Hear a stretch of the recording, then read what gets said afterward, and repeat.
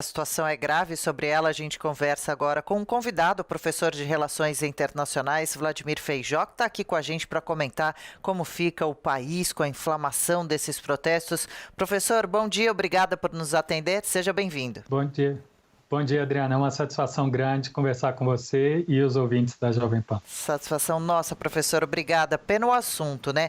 157 pessoas, pelo menos, morreram imediatamente na mega explosão. País que ficou contabilizando ali também pelo menos 5 mil feridos. E a gente acompanha agora na reportagem pelo menos 300 mil pessoas agora desabrigadas, desalojadas. E também esses protestos agora. Ontem, dezenas de manifestantes foram pertinho do parlamento libanês. Eles acusam o governo de corrupção, vandalizaram lojas, jogaram pedras e tem mais uma grande manifestação programada agora para esse sábado. Professor, como funciona a política no país a princípio? Pois é, o Líbano ele é um país bastante sectário, ele vive desde a Guerra Civil da década de 1970 um ciclo de estabilidade e instabilidade. Governos não conseguem durar muito tempo. Isso tem a ver com a subdivisão religiosa, a subdivisão familiar e aí uma espécie de alternância entre esses segmentos dá uma aparência de substituição de governo, mas a população parece que está cansada dessa aparência substituição, reconhecendo como se houvesse um grande arranjo das elites que é causadora tanto da guerra civil no passado quanto as dificuldades econômicas agora. Então a população, na sua maior parte, a massa mesmo, não participa da escolha das autoridades. Qual a possibilidade, a previsão para alguma mudança? É difícil porque isso parece ser cultural. Os partidos de agora são herdeiros de milícias das décadas anteriores, que provavelmente já eram elas herdeiras de antigas dinastias, antigas famílias. Esse surto, esse pedido de participação, de mais transparência, precisaria ser consolidado com um novo pacto social, um novo pacto das elites que reconheça que é necessário dar satisfação, transformar a vida da sociedade junto da transformação da política. E precisaria transformar muito, né? A gente tem informações de que a população não pode sequer sacar seu próprio dinheiro, está sem comida, sem remédios, hospitais estão lotados, já estavam muito cheios devido ao coronavírus, agora imagine com 5 mil feridos, tanto que o governo pede ajuda monetária, pede comida, remédio, material cirúrgico. E até vidro fez esse pedido aqui ao Brasil. A destruição foi em massa de habitações, hospitais, depósitos, alimentos. Essa ajuda internacional, professor, é fundamental ao país nesse momento? Como acontecem essas doações? De onde tiram o dinheiro um país que faz essa doação, por exemplo, aqui o Brasil? Ótimo, então vamos lá tentar de forma resumida. O sistema bancário do Líbano permite que as pessoas façam depósito inclusive em moeda estrangeira. Antes da crise econômica, uns 5 anos atrás, a gente tinha notícia de que mais de 75% dos depósitos estavam em dólar.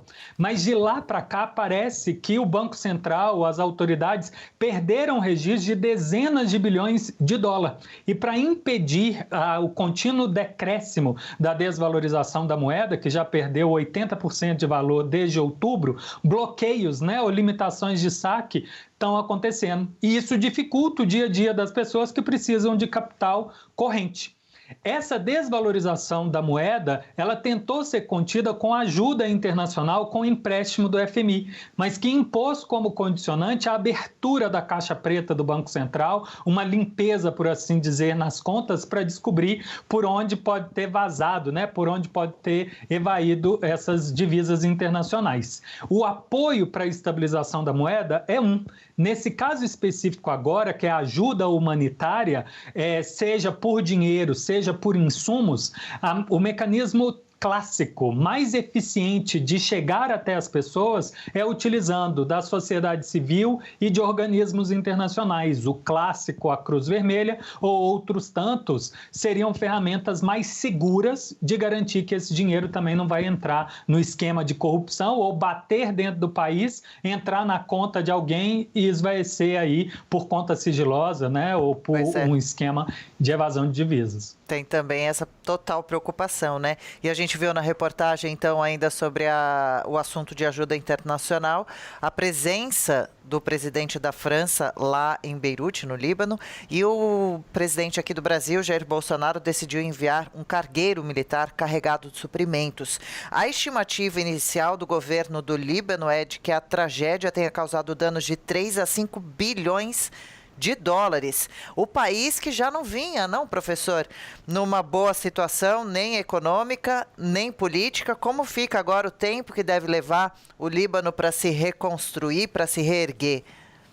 Se eu tiver que dizer alguma coisa, eu diria décadas. O país tem como 2 pontes de contato, ambas prejudicadas. Por terra, com seus parceiros comerciais vizinhos ali do Oriente Médio, ele já estava dificultado pela guerra civil na Síria e a ocupação do Estado Islâmico no crescente já há uma década. O outro pedaço, 80% da importação e exportação marítima passava por esse porto. Ele precisa ser reconstruído para garantir o início do fluxo.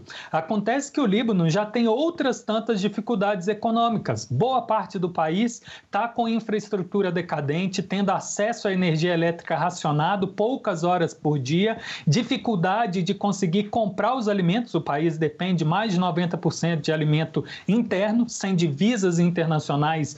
Os vendedores não estão confiantes, né, em vender a crédito para o país, dificuldade, né, de, portanto, importar em especial o trigo, que é a base do pão, né, o staple da alimentação. O que eles tinham estocado foi para os ares com essa explosão, então vai ser bastante difícil estabelecer um prazo de reconstrução. Tem que mexer com a infraestrutura, mas tem que atender também essas demandas emergenciais do dia a dia. Nossa, seria um recomeço quase que do zero, hein, professor? Sobre o superacidente, 16 funcionários do Porto de Beirute e autoridades alfandegárias foram detidos para investigação. Já se sabe, já ficou esclarecido, professor, que foi um acidente e não um atentado? Quais são as inimizades do país? E comenta também para a gente, por favor, sobre o Hezbollah. Afinal de contas, é um partido político? São terroristas? São vistos de uma forma por alguns e de outra por outros? Pois é. Então, no caso, aparentemente foi um desfortúnio, uma incapacidade administrativa ou um grande esquema de corrupção. Tem um blame game, né? Todo mundo no jogo de empurra. Ministério Público local dizendo que o judiciário estava fazendo corpo mole, já tinham pedido a remoção. De outro lado, a gente tem suspeitas de incapacidade do governo que assumiu no início do ano até de saber o que estava acontecendo no país. Como Estado falido, a falta de funcionários fiscais e aqueles que poderiam chamar a atenção da necessidade de mudar aquela circunstância. O governo dos Estados Unidos lançou aí uma suspeita de que parte dos estoques que estavam ali naquele porto já era utilizado pelo Hezbollah como uma fonte de enriquecimento, de benefício do seu próprio interesse. Essa subdivisão de categorização do Hezbollah como partido político, ela em tese estaria estabelecida no ambiente interno desde a pacificação na década de 90. Mas quem olha de fora vê a atuação desse grupo em diferentes países da região, inclusive com influência externa, mais provável sendo do Irã, enquanto eles, do lado interno, usam bastante o argumento de colonização ou de tentativa de luta pela autonomia nacional. A gente, no direito internacional, teve uma resolução muito importante de 1977 que abriu a impressão de que certo tipo de uso da força física, né, da força militar, seria legitimado em troca de luta por uma de 3 coisas: independência nacional, luta contra um movimento racista ou expulsão de forças de ocupação.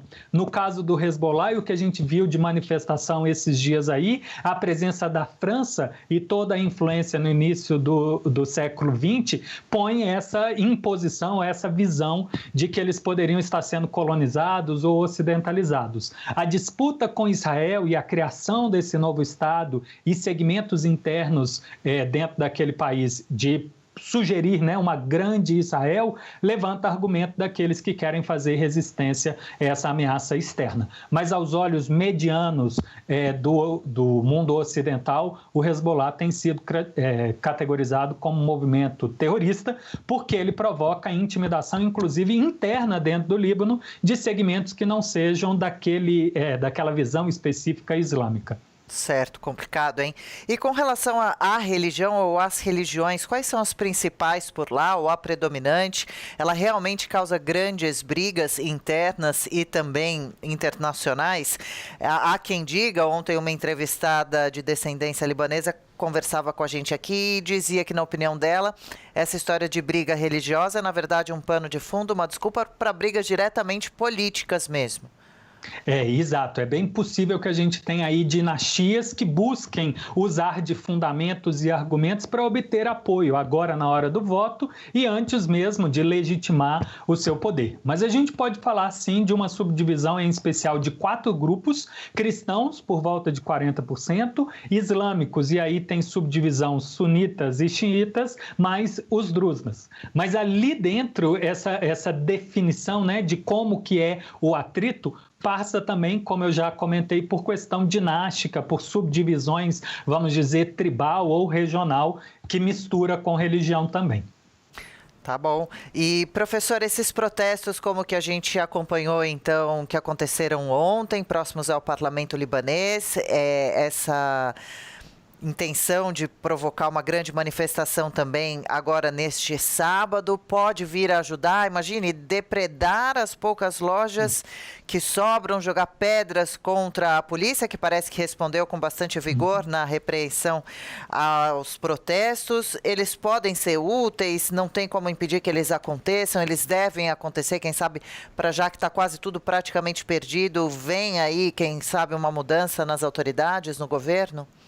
Violência nunca é o caminho que a gente deseja, porém ela pode ser uma ferramenta de pressão legítima que force aí uma mudança de hábito. A população do Líbano realmente está bastante cansada. No início do ano teve aí uma tentativa do governo de impor taxas sobre o uso de internet. A gente precisa lembrar que o país tem por volta de 20% dos habitantes, de 6,8 milhões, são refugiados de outros países que já estão um tanto quanto insatisfeitos por estarem fora do seu país de origem, por volta de 30% de desempregados. Boa parte dos que estão empregados é no setor de agricultura, mas que não responde a nem 4% do PIB, portanto, bastante desavantajada, né, em capacidade econômica. A desvalorização de moeda é uma situação realmente que eu consigo entender o pânico, né, a situação de desespero que tem forçado as pessoas a sair para a rua e manifestar. Mas manifestações contínuas, inclusive com depredação, só vão prejudicar ainda mais a situação. Se elas servirem de pressão para o governo finalmente abrir a caixa preta, ceder aquilo que a gente espera de boas práticas, transparência, combater a corrupção, conceder liberdade ao judiciário para punir legitimamente aqueles que cometeram erros, talvez isso arrefeça, né, faça a população voltar à normalidade e dá tempo ao tempo para que os projetos sejam implementados e as ajudas surtam efeito. Ok. Professor, para a gente encerrar, a gente falava agora há pouco, o senhor dizia sobre a importância de reconstruir a princípio o porto. De qual forma o senhor poderia desenhar a reconstrução do Líbano? Só essa ajuda financeira externa não vai adiantar por um longo tempo, ela ajuda provisoriamente. Mas o povo clama, por exemplo, por emprego, não tem emprego no país. O senhor acredita também que pode acontecer uma grande debandada, um abandono de pessoas de lá? É um grande esquema internacional. O Brasil também passou por essas dificuldades de desindustrialização. O Líbano também passa. Ele precisa se reinventar. Eles estavam num caminho de prosperidade em torno do sistema financeiro, mas sem transparência, esse setor de serviço, né, foi bastante prejudicado. Com a pandemia, um outro setor que poderia ser uma válvula de escape de crescimento, o turismo, está prejudicado também. A infraestrutura, certamente essa parte de fluxo de energia vai ser essencial para você ter garantia de oportunidades nas décadas seguintes, né? Os investimentos de longo prazo. E ainda mais uma pergunta, então, por favor, professor. Como o senhor descreveria o povo libanês? Dizem que eles são muito lutadores, guerreiros, acostumados a se reconstruir do zero, já passaram por muitos dramas. A comunidade libanesa no Brasil é muito grande, inclusive, mais uma vez, eu digo, a entrevistada de ontem dizia que o povo libanês é chamado até de fênix, que ressurge das cinzas, professor. A própria cidade de Beirute é chamada disso, já foi reconstruída algumas vezes. O Líbano está ali no Oriente Médio e exatamente na passagem, né, do Oriente Médio pela Europa, naquele espaço que desde a Antiguidade Clássica a gente fala de civilização. É um povo proporcionalmente aos vizinhos menores, então sujeito e sempre em risco de ficar ocupado ou estar dentro de um outro estado maior, mas que conseguiu manter essa tradição plural, apesar de todo o sectarismo interno, mantém essa tradição própria de libanês e consegue se reerguer sempre que a presença externa se afasta por qualquer outro motivo, e aí eles tentam se consolidar, mas com pressões externas, vira e mexe, se vem aí influenciados e reforçados, né, no sectarismo a ficarem em dificuldade. Mas eu acredito que sim, como povo lutador que tem tradição, tem condição de se reerguer, vai depender de um grande pacto nacional. Tomara que aconteça essa grande ajuda internacional, esse pacto, e fica a nossa torcida pela reconstrução do país e de força para todas as pessoas por lá. Quero agradecer, então, a entrevista, o ótimo bate-papo. A gente conversou com o professor de Relações Internacionais, Vladimir Feijó. Obrigada, professor. Boa sexta-feira e fim de semana para o senhor. Igualmente. Bom dia. Valeu, bom dia também.